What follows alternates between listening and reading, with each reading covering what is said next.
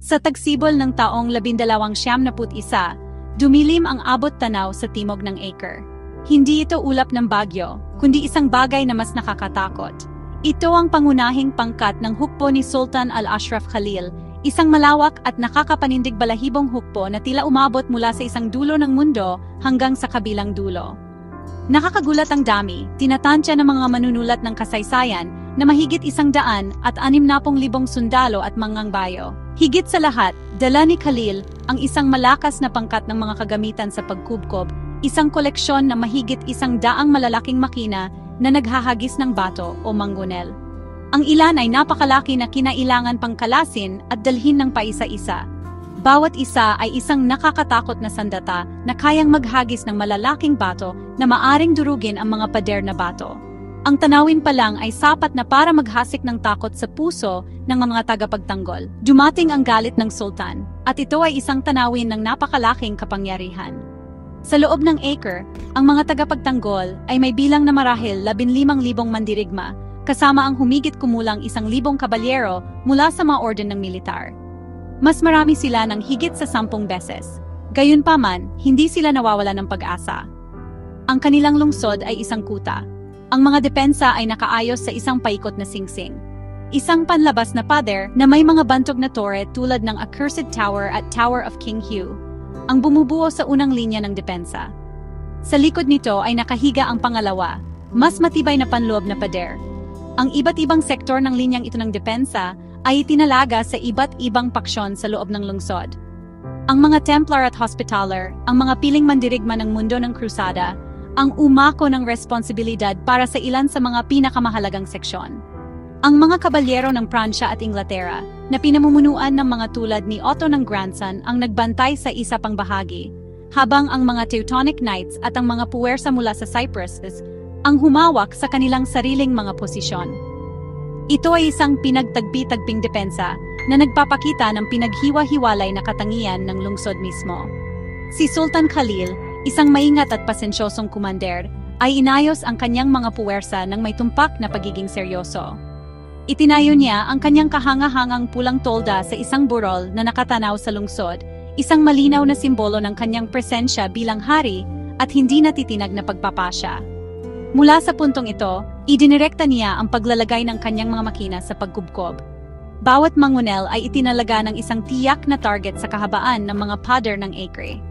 Ang hukbo ng Mamluk ay isang disiplinado at propesyonal na puwersa. Ang mga piling rehimiento mula sa Damascus, Hama at Tripoli ay kumuha ng kanilang mga posisyon. Ang kanilang mga makukulay na bandila ay iwinawagayway sa hangin.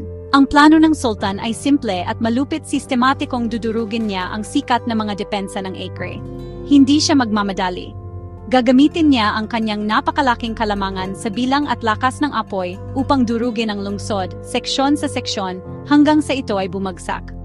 Ang pagkubkob ay nagsimula ng totoo noong 5 ng Abril, 1291.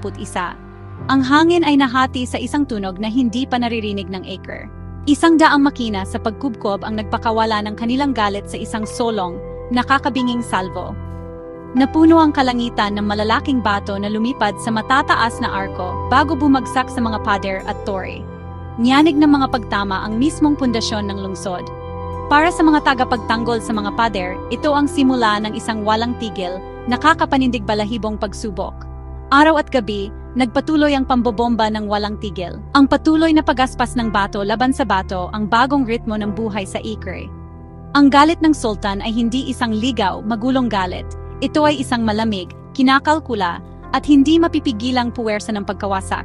At kaunti lang ang magagawa ng mga tagapagtanggol, kundi tiisin ito at ipagdasal na manatili ang kanilang mga pader. Habang ang mga Mamluk ay dagsang pumapasok sa nasirang pader at sinimulan ang kanilang pag-atake sa panloob na pader, ang labanan ay naging isang desperadong paglalabanan, mano-mano. Nagpatuloy ang labanan ng maraming oras sa makipot na espasyo sa pagitan ng gibang panlabas na pader at ng buo pang panloob na pader. Sa umaga ng Mayo 10, pagkatapos ng isang gabi ng matinding labanan, naglunsad ang mga Mamluk ng isang buong puwersa, sabay-sabay na pag-atake sa buong silangang bahagi. Dagsa silang umakyat sa mga guho ng Accursed Tower at sumugod sa tarangkahan ng San Antonio. na ipinagtatanggol ng mga hospitaler. Ang dami ng kanilang bilang ay nagsimulang magpakita ng epekto. Ang mga tagapagtanggol ay pagod na pagod dahil nakipaglaban sila ng ilang linggo ng walang pahinga. Ang mga Mamluk sa kabilang banda ay maaring magpalit ng mga sariwang tropa sa linya. Unti-unti ngunit tiyak, ang linya ng mga Kristiyano ay nagsimulang bumigay at masira sa ilalim ng matinding presyon. Nang makita ni William ng Beaujeu na humihina ang depensa malapit sa tarangkahan ng San Antonio, alam niyang dumating na ang pinakamalaking krisis. Malapit nang mawala ang lungsod. Sa desperadong sandaling iyon, gumawa ng desisyon ang matandang mandirigma na bunga ng tapang at sa totoo lang, ng desperasyon. Nagtipon siya ng maliit na grupo ng kanyang mga kabalyerong Templar at naglunsad ng kontratake, isang huling, bayaning pagsugod sa gitna ng pagsulong ng Mamluk. Hindi ito isang estratehikong hakbang na idinisenyo upang manalo sa labanan.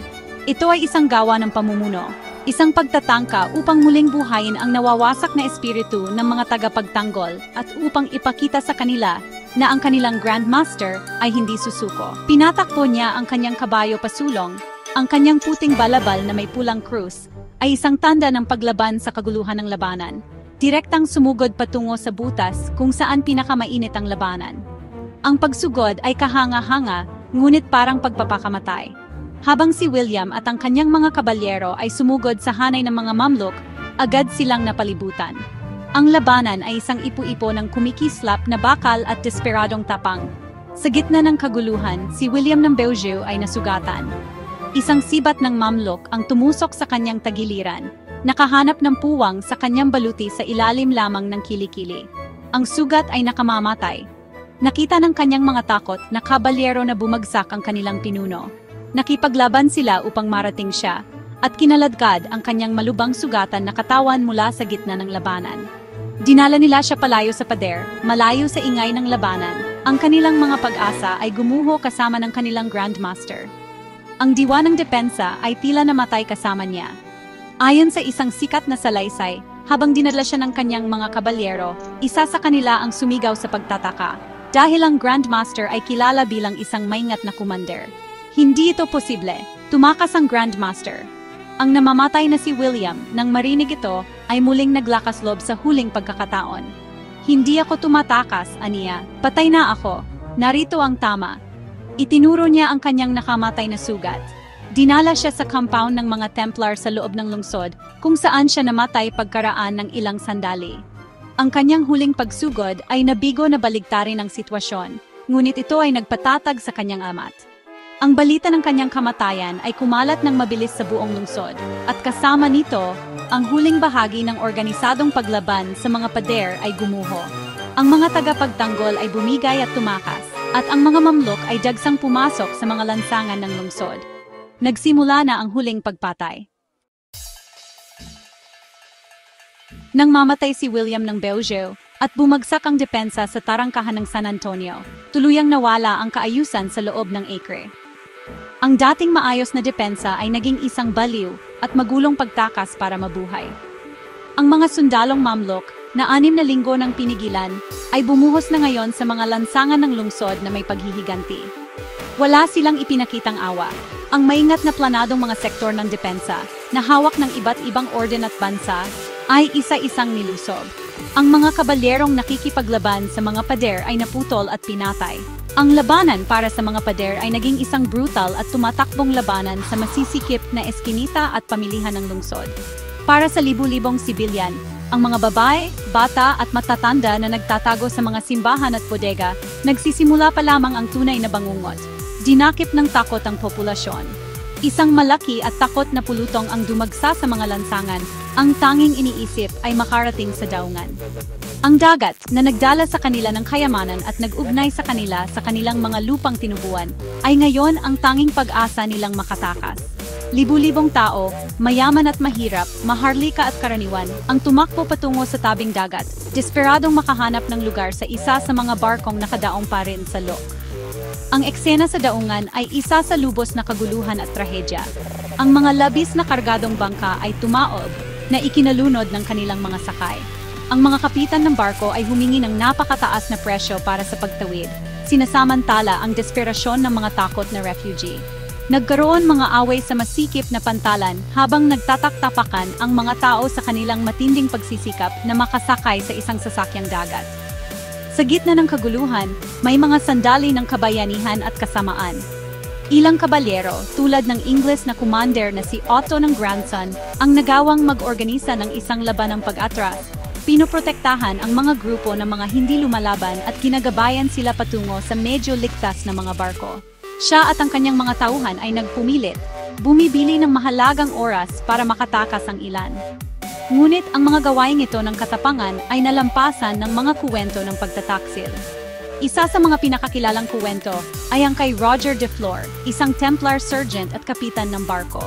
Nang makita ang napakalaking kayamanan ng mga tumatakas na maharlika at mga ngalakal, di umano'y pinuno niya ang kanyang barko hindi ng pinakamahihirap na refugee, kundi ng pinakamayamang kababaihan at ang kanilang mga alahas, humihingi ng malaking halaga para sa kanilang pagsagip bago maglayag. Iniiwan ang libo-libo sa kanilang kapalaran sa dalampasigan. Ang desperadong pagtakas patungo sa dagat ay nagpakita ng pinakamabuti at pinakamasama sa kalikasan ng tao. Para sa karamihan ng populasyon ng Acre, walang pagtakas. Sistematikong nilibot ng hukbong Mamluk ang lungsod, pinapatay ang sinumang lalaking lumaban at tinakip ang libu-libong babae at bata upang ibenta sa mga pamilihan ng alipin sa Damascus at Cairo. Pula ang mga lansangan sa dugo.